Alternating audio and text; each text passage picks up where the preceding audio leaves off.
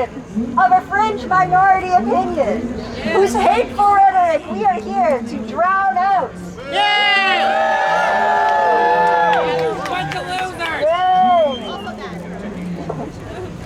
They're not here in good faith. They're lobbying to lock in their control over children's bodies and choices. They demonstrate through their actions that they would rather have a dead child via suicide than a happy trans child living their authentic experience.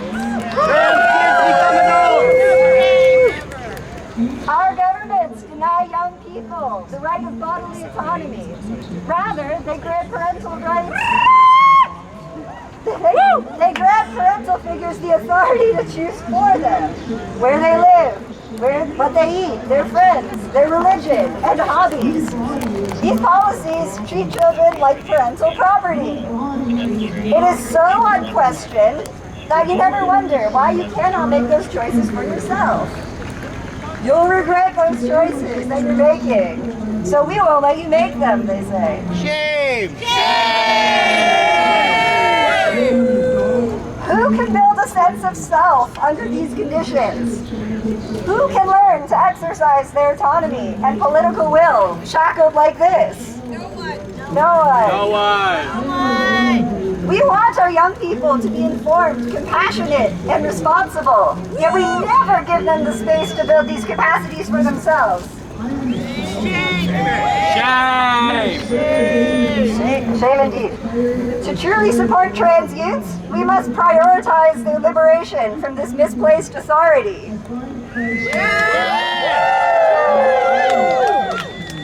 And sometimes this authority figure is harmful. I'm going to tell you guys a personal story, but don't worry, it has a happy ending. Years ago, I socially transitioned among my friends and comrades, but I hid my identity from my family, fearing far-right views and American extremism. My unsafe environment, combined with unemployment and disability, forced my silence. Moving into rent-to-income, affordable housing, something our governments must assure as a human right, changed my life. Because that made me feel safe. So this August, I came out at our family reunion.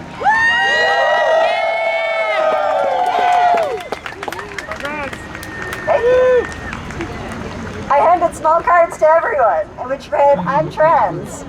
My name is Lenny. I use they, he pronouns." My cousin shouted an exuberant, "Hi, Lenny!"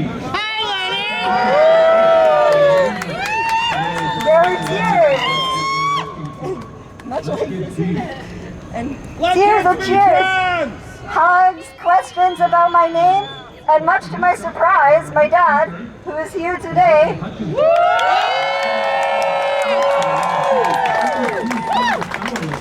came up to me and gave me an awkward silent hug. About 6 weeks later, he called me, crying and afraid. He had a change of heart and was asking to be heard. After so many years of self-repression and defensiveness, I was shocked to hear this, and we talked for hours. Our family is not perfect, but hateful views are not immutable characteristics. Did you use gender-affirming care for that blonde hair?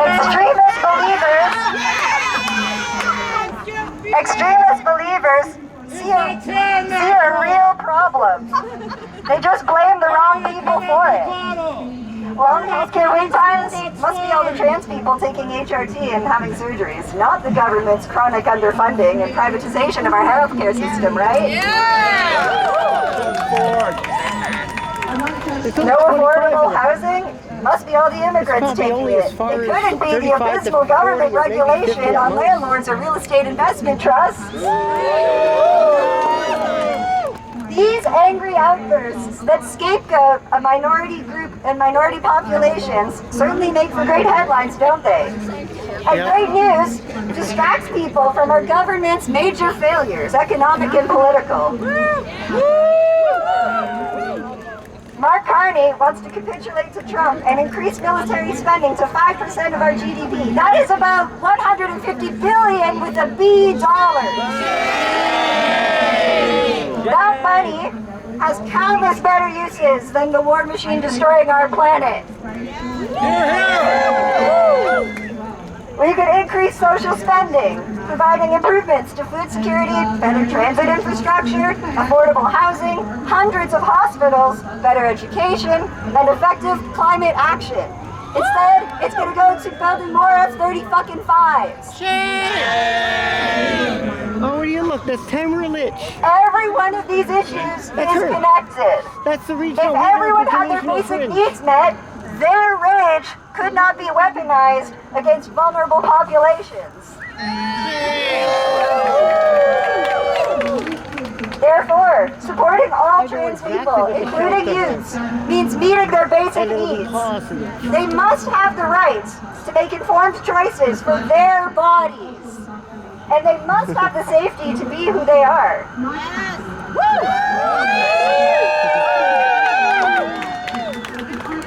We are the TRCT, the Toronto Trans Rights Commission, or the Trans Rights Commission of Toronto. And our vision is to be the conduit for trans voices across Canada, from our nods to government policy that supports us all. Thank you for being here.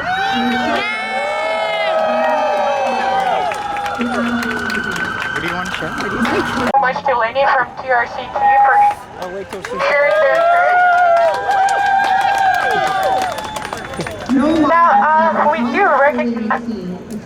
Whoops. Are you guys able to hear me fine? Perfect. Yeah, what I wanted to say is that we did have 4 scheduled speakers, but we do know that, especially like with the fact that trans people have been marginalized historically and currently, not everyone has the opportunity to be in a position where they might be reached out to for a scheduled speech. And our role is to uplift the voices of trans folks. And so if you want to come up and if you want to share something, if you want to share a story, I already see a hand over there, please do come up and we'd love to have you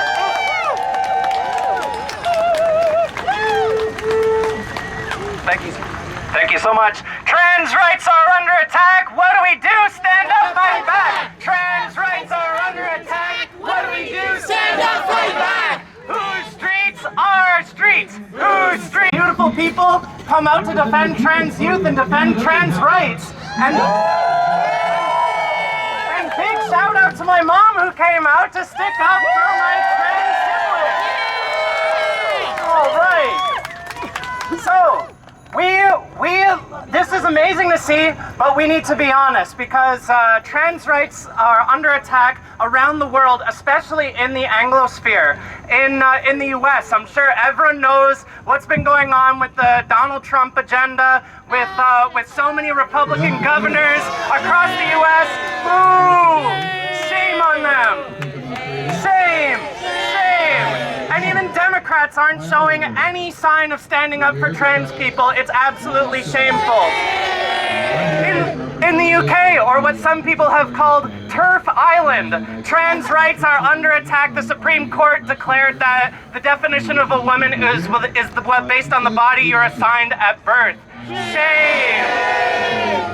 And in Canada, things aren't quite as bad. But do we trust Doug Ford? Do we trust Mark Carney to stand up for trans rights? No, of course not.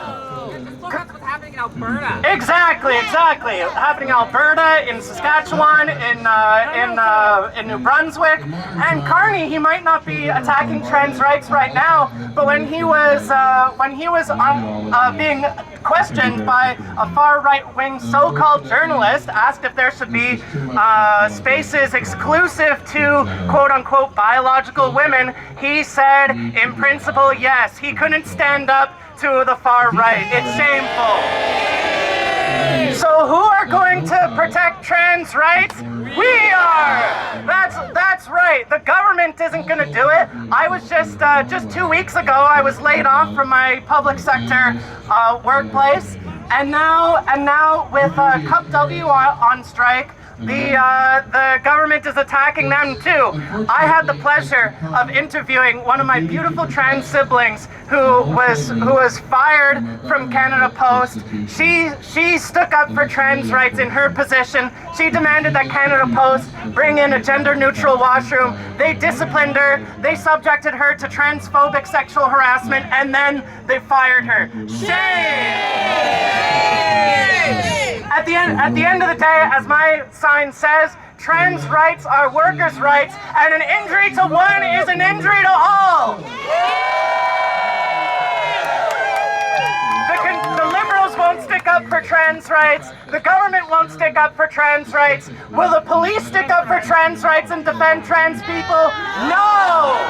We saw at the rally, there was a big anti-fascist rally 2 weeks ago where fascists, white supremacists, trans folks came out, and a lot of us came out to oppose them. But the police, did they defend the anti-fascists? No, they defended the fascists and allowed them to spread hate in our streets. Shame on the police. We fight for trans rights, and we in the workers' movement, in the labor movement, have the potential to be the greatest fighters for trans liberation possible. I remember last year when there was another one of these anti-trans rallies. It was not just a bunch of trans and LGBT community members who came out, but OPSU, the public sector union, and other unions came out in force to make a rally, probably about 20 times the size of this one. We scared the fascists and the trans folks away. The labor movement has the potential to fight for trans rights because ultimately an attack on trans rights is an attack on all of us. A lot of the fear-mongering they're doing about how teachers are transing the kids, about how teachers are grooming children, is shame on it. It's an attack on trans people, and it's also an attack on all teachers as they fear-monger against teachers, and they feel that when bargaining comes around, if people fear teachers, then the public will be okay with cuts to teachers and education. So an injury to one is truly an injury to all, and we're gonna fight back! We need to organize workers, oppressed people, LGBT people, everyone against the government, against the police, against the trans folks, and we will win! Thank you so much. I'd love to talk to folks after. We'll do it together. Thank you. And thanks for putting this on. Thank you. Alright, thank you so much. That was a really good speech, and for something that wasn't scripted, something they probably didn't even know was gonna happen before coming here, it was an amazing speech. Thank you. It raised a lot of important points, and it also told us some of the techniques we need to use in order to organize against this hatred, which we are going to be speaking about in more detail as well. The labor movement is a crucial ally, and thank you to all of the union members here for supporting the rights of every single person here, which is the Trans Rights Commission of Toronto. So I have a couple of points here to note, but the first point here is going to make you quite happy, but just look around you guys. Look at how many of us there are here. Look at those people. The vast majority of them are wearing reflective vests. These are not people who decided, I'm going to come in, I'm going to support this cause. These are people who are most likely getting paid, people who have most likely been bussed in, people with far-right convoy connections, people with affiliated with the People's Party of Canada, and people in other extreme far-right organizing spaces. Look at us. No one here is getting paid to be here. We're here because we care about trans people, and we care about trans kids, and we're gonna stand up for them. Yes, we will! And trans kids here, I want you guys to know, you're cherished, you're protected here. We're here to stand up for you and for your rights. Mark Carney, like I think a couple of our speakers said, is not gonna stand up for you. Unfortunately, we're gonna have to make him stand up. Doug Ford isn't going to stand up. His education minister a while ago, when the stuff in Alberta, Saskatchewan, New Brunswick was going on, and I'll speak to that in more detail soon, but when that was going on, many people don't know this, but the education minister in Ontario also made comments in support of that, saying that, it's been quite a while, so I don't remember his exact words, but he did indeed support the movement for so-called parental rights, this dangerous movement that seeks to strip kids and youth of their autonomy. So we have to remember that we have to not just count on politicians to do the right thing. We have to stand up for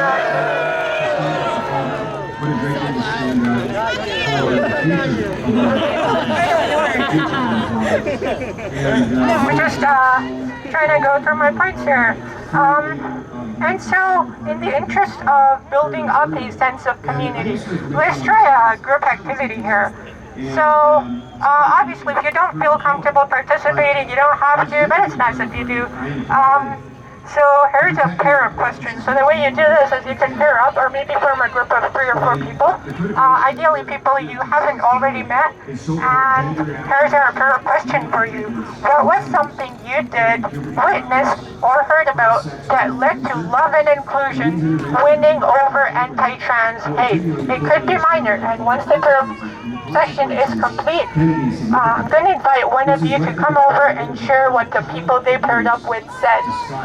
A couple of minutes, you're not going to be able to share, like, there's only so much we could share, but I hope that we were able to share some really happy stories, and I would like to invite someone up to share a story that they just learned about, if anyone's interested. First of all, make some queer noise for showing up here today! I've been a resident of this area for quite a few years now, and the change that I've seen in this community hasn't happened because we show up every year and it's amazing! So please make some noise for that! I'm somebody who, on many occasions, gets to work with trans youth, speaking at different things like this, and I have to speak on the most powerful experience that I had while I was in the United States earlier this year. I had a conversation with a trans person at an event that really shook me really deep inside. And it was, I asked them, I jokingly said, you know, with the stuff going on in the States, and this is before the election, if you ever need somewhere to move to, if you ever need to come to Canada, please don't be afraid to talk to me and hit me up. In that moment, they looked to me and they couldn't hold back the tears, and they were genuine in saying I actually might have to take you up on that offer because I fear what's going to happen here is so much worse. And I live in a red state. I don't have anyone who I can reach out to. And after that moment, you know, we talk about community, we talk about looking out for each other, but it has to be more than that. If one of us goes down, all of us have to be there to pick us back up. So I want to take a moment for everyone here to look around at the people here with you. These are the people that you reach out to when some shit goes down like what's happening over here, right? These are the people we look out to if somebody is getting evicted, if somebody can't afford to feed their family this week. You know, we need to look out into our communities and support each other. So that was the important thing I wanted to say. And I love everyone here, and thank you for coming out. And also, I'd like to call up Asia once again. I wanted to make a couple of points about the situation in Hamilton. Thank you. I'm sure someone from Hamilton actually can speak about this better, but now there's something going on in Hamilton that is funded by McMaster University. There is an anti-trans hate pseudo-scientific group whose work has been cited by US courts to ban trans gender-affirming care and HRT. they're basically it's called SEGM. I forgot what they stand for. And there's an advocacy in Hamilton now against them. Let's also kind of make ourselves aware of that, and then let's send support to Hamilton people and Hamilton trans allies and people and our friends.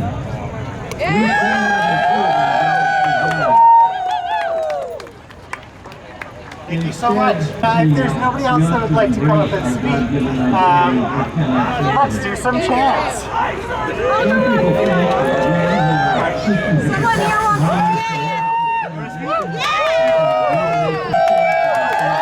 Misha. Hi. Okay, wait, hold on. Hi, I'm Misha. My pronouns are they or ze. I'm a child care worker. I work with little kids. They don't give a shit about gender. They are like, they don't give a fuck. They know me as the person that's safe to come to when they have a boo-boo. They don't care what my pronouns are. They don't care what anyone's gender is. I've had kids call me Miss or Mr. or Mix or Hey You or someone else's name. I'm not teaching them about gender. You know who teaches them about gender? Their fucking parents complaining when they come home with a pink painting.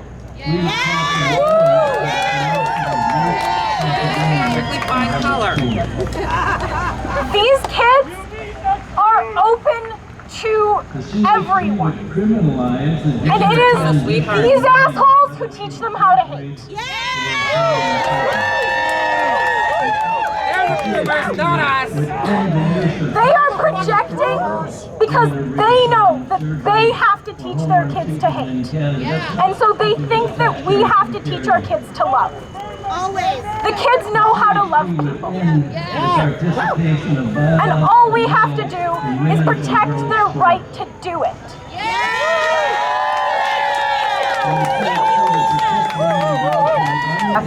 She, her pronouns, but since you're all cool, you can use she, they.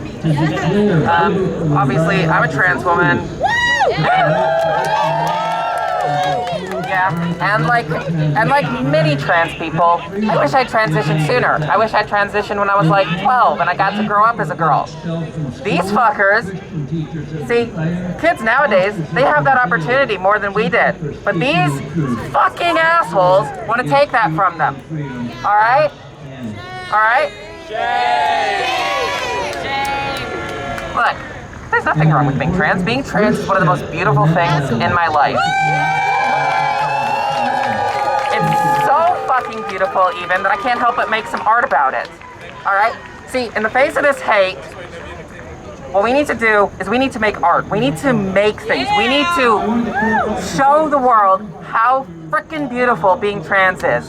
How frickin' wonderful we can be. Now I really need to pee, so I'm probably gonna go find a bathroom. How are we all doing, beautiful people? It is amazing to see all of you here today. I cannot tell you how much hope I feel. My name is Ann Pham. I'm a bisexual man in the city of Toronto. I have grown up here. I have known queer and trans people here all my life. I have not known fascists like this. I have known gay teachers. I have known gay friends. I cannot stress enough that the way the far right thinks about queerness is as a contagion. They talk about empathy as a vector of transmission. They talk about education as a way of making people sick, as if a trans person needs to be told that they are trans, and not as something that they innately know and fight for all their lives. I think the beautiful thing about us being here today is we make that fight easier. And it's not just in governments, it's at every step of the way, it's at every day that we need to feel affirmed. I felt it when I came out as bisexual to my family, to my friends, right? Toronto is a queer fucking city. And I think we're demonstrating that today. I think one of the most important things we can emphasize is that no matter where they draw the lines for gender or sexuality, queer people exist in every time, in every nation, in every goddamn city. There is nothing they fear more than an unloved queer child growing into a beloved queer adult, and I see a lot of us here today. So I cannot emphasize this enough. Queer people have always existed, and we will outlive them. I do not mean this as in a broad history is on our side. History has not necessarily always been on the side of people with numbers. Numbers are not enough to do this. But creativity, love, empathy, the shit that we do, the type of people who we train up when we teach each other to be queer, to be in community, to be allies, I think that wins.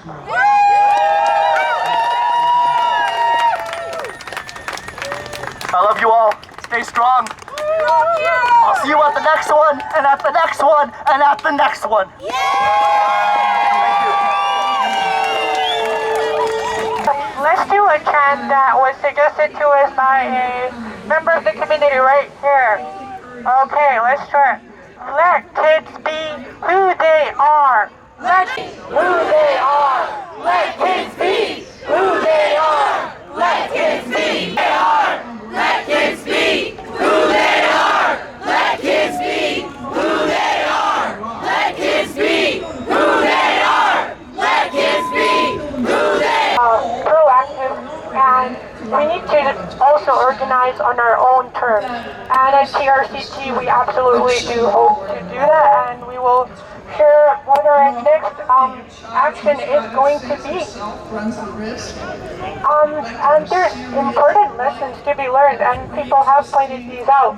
Alberta and Saskatchewan and the United Kingdom. But for those who don't know, I will speak a little bit as to what is going on in those provinces. And so it actually starts with a province that is not one of those provinces. It's New Brunswick in Atlantic Canada out east. And in 2023, the progressive conservative government in New Brunswick decided that it's going to change a policy in schools, a policy that was designed to keep trans kids and all kids really safe and protected, allow them to define their own identities, choose the name they want to go by, and express what their actual pronouns are to teachers and be called that officially by the school. They changed that in 2023, something that was unheard of previously in the entirety of Canada, and they made it so that trans kids under the age of 16 had to get parental consent in order to do that. Let that sink in. They had to get permission from someone else to be who they are. Shame. And besides the adverse... You should be ashamed of yourselves! Exactly. And besides the adverse impact it has on their dignity to force them to do this, it also made things dangerous because for so many queer youth, unfortunately, acceptance is not the story at home. A lot of the time, like when queer youth come out to their families, to their parents, what they face is abuse and hate, and it's horrible. And just to speak to that a little bit, what studies have found is that the suicide rate in trans youth significantly decreases when they have affirming, supportive families. So that's how this policy was laundered into Canada and imported from the United States. And then Saskatchewan decided to adopt the same policy wholesale shortly afterwards. And organizations, queer organizations in Canada like EDL Canada decided to launch a lawsuit. I think the CCLE was also involved as an intervener, which if you don't know is the Canadian Civil Liberties Association. And they got that policy struck down. They got an injunction to halt the enforcement of that policy. And so what did, at that point, this policy was implemented in both New Brunswick and Saskatchewan. So what did Saskatchewan do? Saskatchewan was either honestly Saskatchewan or New Brunswick. I can't quite put my finger on which one. It's one of those. They called their legislature for an emergency session.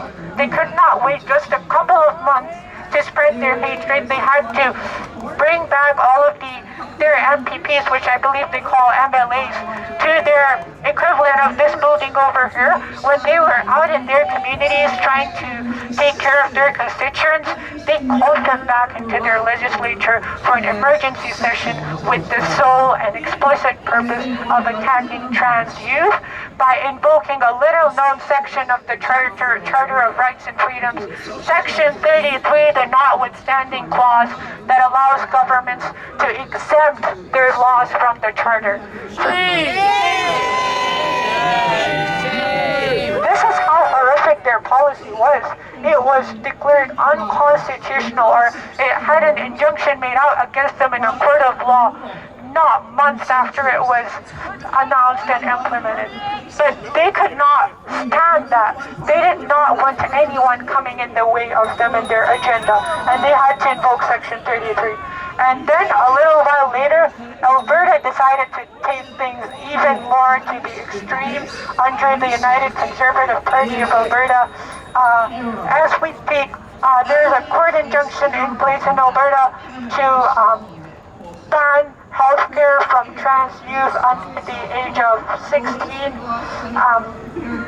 and they're having talks to invoke Section 33, the notwithstanding clause, once again, in order to forcibly push through that policy, despite the courts, despite the fact that it's unconstitutional. On top of that, they've started doing what I like to call genital inspection forms in schools, which has already, shame, yes.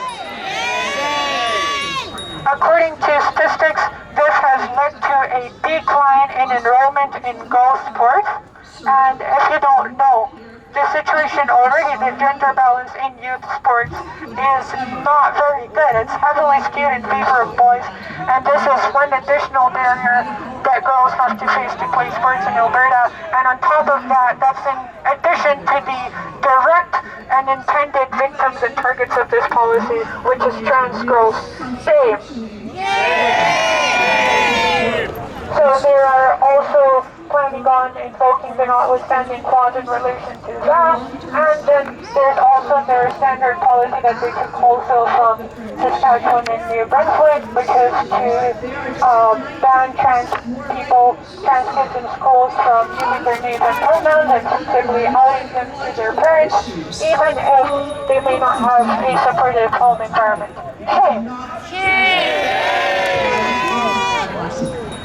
So there's a little bit of good news. In New Brunswick, there was an election due soon afterwards, and because the community organized and made this into an issue, and the Progressive Conservatives lost and the Liberal Party of New Brunswick won the provincial election, this policy was dropped by New Brunswick, but right now, this same policy is still in effect in Saskatchewan and Alberta, and we must never forget about our friends, our siblings, our cherished youth who are in there and who are suffering at the hands of these politicians.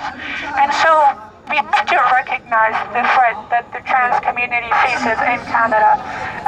I know sometimes we might think that this is Canada, this is something that happens in the United States, this is something that happens in the United Kingdom, it can't happen here. Here's the thing. It won't happen here if we stop it from happening here. It's not going to stop happening here by itself. And you know what?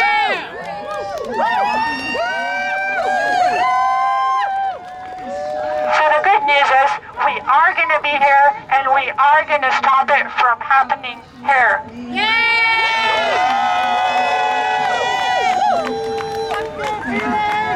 It's not just limited to lobbying sympathetic politicians, because while that is important, we can't become dependent on sympathetic politicians. They could get removed from office due to an election. They could get shuffled into comfortable positions where they're not in contact with the policies we're trying to uphold. And instead, we have to base our protection of trans people and trans kids on community power and on solidarity.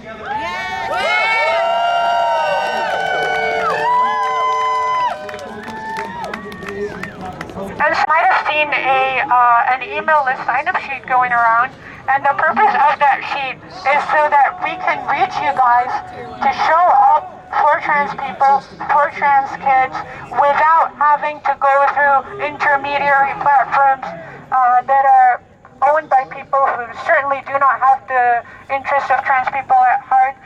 In fact, at our organization, you might have noticed we don't actually have an Instagram account, we don't have a Facebook account, and the reason for that is Meta has some of the most abhorrent anti-trans policies. Are they done? That's it? Yeah, so just to give you an example, it is perfectly alright according to the rules of Meta on Instagram and on Facebook to claim that trans people and queer people are mentally ill. It is perfectly alright to call for violence against the trans community by forcibly withholding their health care, whereas people who are spreading this extremist agenda, people who are spreading hate, they get protected by these platforms, by these systems. I was reading just the other day about abortion-related charities that were getting shut down by Meta, by Facebook, for no explicable reason. And we cannot become reliant on these platforms. We are on Blue Sky, it's a little bit better. But once again, it's not necessarily a platform that has trans people's best interests at heart. It has betrayed the trans community over and over again as well, only less so than other platforms. So if we have your email address, that allows us to reach you directly without having to rely on any of these people, without having to rely on an algorithm. So if you haven't put your name in the email list, and if you want to come up and put your name, please do. And in fact, quick show of hands, is there anyone who hasn't and would like to? Hey, wonderful. Your,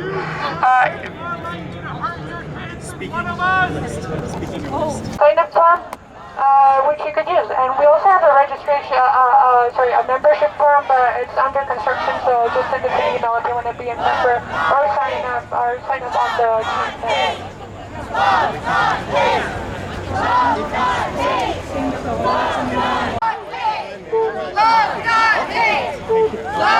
Alright, we can come back later, but let's follow their march and drown them out.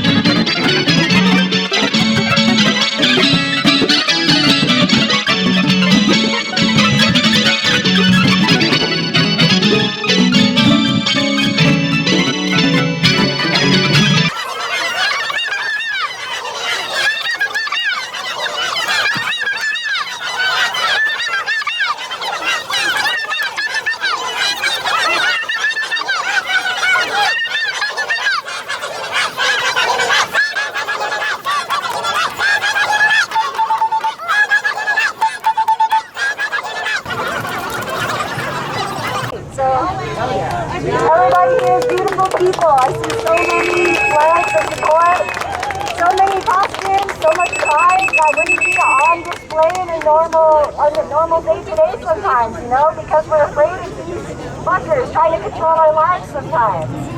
There's safety in numbers, and we're all here. Let's celebrate that.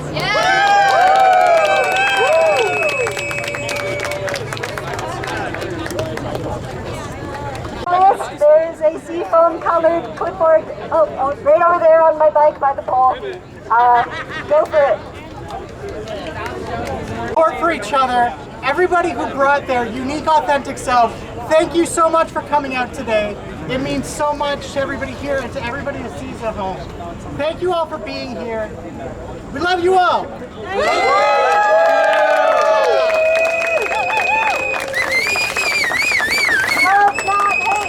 Love, not hate. Love, not hate. Love, not hate. Love, not hate. Love, not hate. Love, not hate. Love, not hate. Love, not hate. Love, not. I love kissing girls. They're the best. So it seems like the only people who are still here are just like their takedown crew. That's all they are. Yeah, I don't think their supporters are still here. So this is the last call to sign up on our newsletter.